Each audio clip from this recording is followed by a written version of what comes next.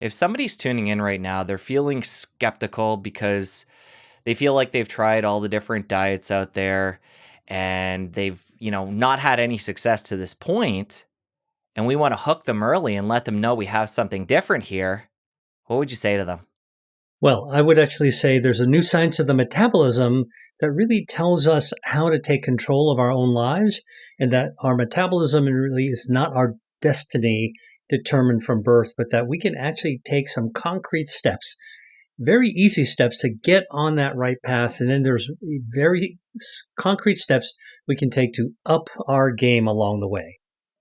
And when it comes to metabolism, a good jumping off place is to talk about the concept of carrying extra body weight and how this actually slows the metabolism, Right. Well, which is kind of backwards the way people typically think about it. So I'll have you elaborate on that. right. Well, for many years, we thought that people were born with a slow metabolism or a fast metabolism. Even doctors actually had that idea. That's kind of what we were taught in medical school. But it turns out more recent research, in fact, only research that's only 2 years old, shows that all humans are hardwired with our metabolism the same way that your laptop has an operating system. And when you take it out of the box you come home from the store and start it up, everyone's body is like the laptop out of the box. Our metabolism is designed and hardwired to work exactly the same way. And it turns out that all humans are wired to actually go through only 4 phases of metabolism. From 0 to 1 year old, our metabolism skyrockets to 50% higher than what it's going to be when we're an adult.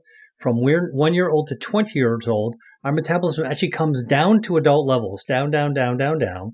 Okay. Doesn't rise like you think teenagers might be full of energy and bouncing off the walls. Metabolism is going up, right? Wrong. And it turns out that the third stage, which is the most surprising actually for most adults, from age 20 to age 60, human metabolism is hardwired to be completely rock stable. 20, 30, 40, 50, 60. It's not supposed to change. Our hardwiring tells us we're designed to have the same amount of energy and the same fuel efficiency all throughout our adult lives. I'll come back to why that's a problem. And then from age 60 to 90, we do have a slight decrease, only about 17%. So when you're 90, your metabolism's hardwiring says slow down about 17% to when you were 16, which basically is the same as when you're 20. So what I'm telling you is that 60 can be the new 20 if you follow your metabolism. And it's the problem of excess body fat that actually shuts down, sits on top of our metabolism. So it's not that a slow metabolism causes us to grow body fat and gain weight. It's the other way around.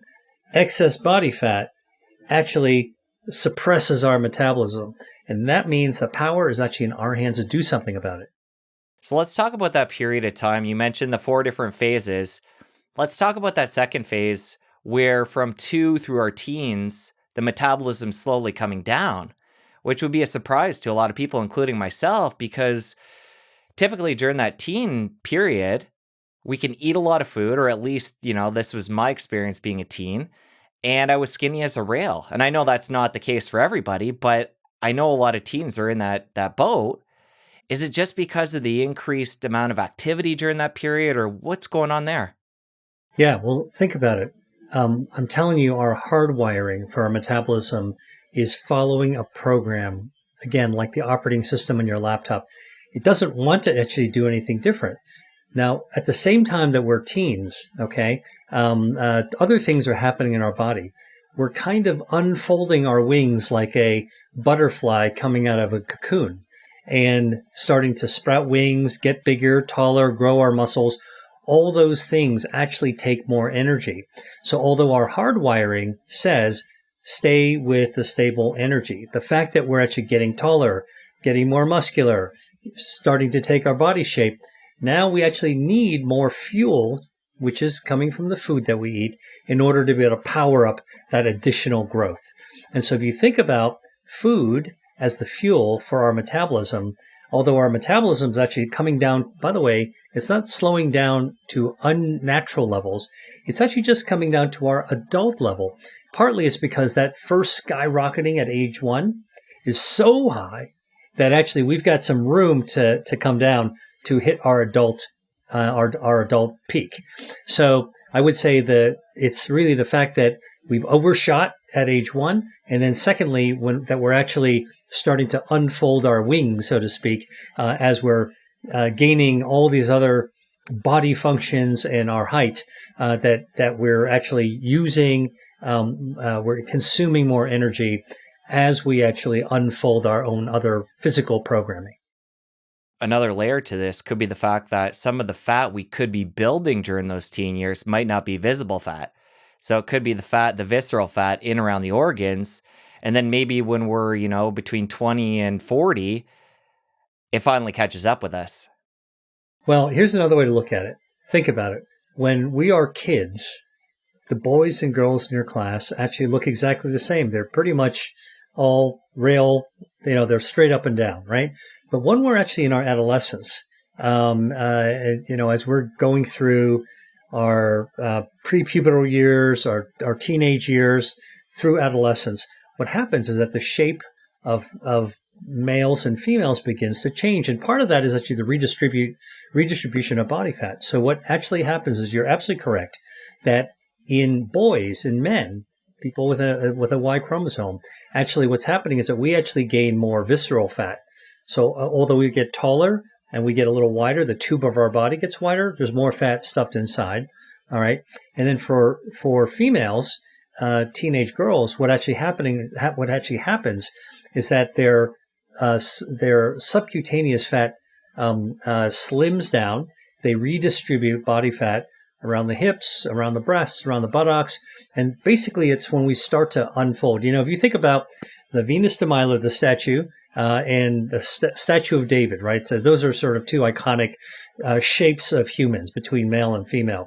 That's actually what starts to happen during adolescence. And so the distribution of body fat also actually changes. So the extra body fat that you're referring to, that we can, quote, pay for later, that only happens if we overeat, or if we eat the wrong things over time during our adolescence. It's true. We can overthrow our hardwiring of our metabolism. The same way you can actually download a program that contains viruses on your laptop, even after you open up out of the box, and you can actually screw up your operating system. And now you got to take it in to do the antivirus program to clean it all up. And so I think it's really important for us to understand hardwiring of our metabolism tells us what we're capable of. And as long as we actually allow our body to achieve its potential, that's how we optimize our metabolism at any age. A few scary things when it comes to the visceral fat is, one, like we talked about, it's not always visible. It's actually not visible. Two, a lot of people are going to be motivated to burn fat only when they can see their body changing. So if it's not an aesthetic thing, they might not have the same motivation. And three, this is the dangerous kind of fat that does a lot of damage in the body.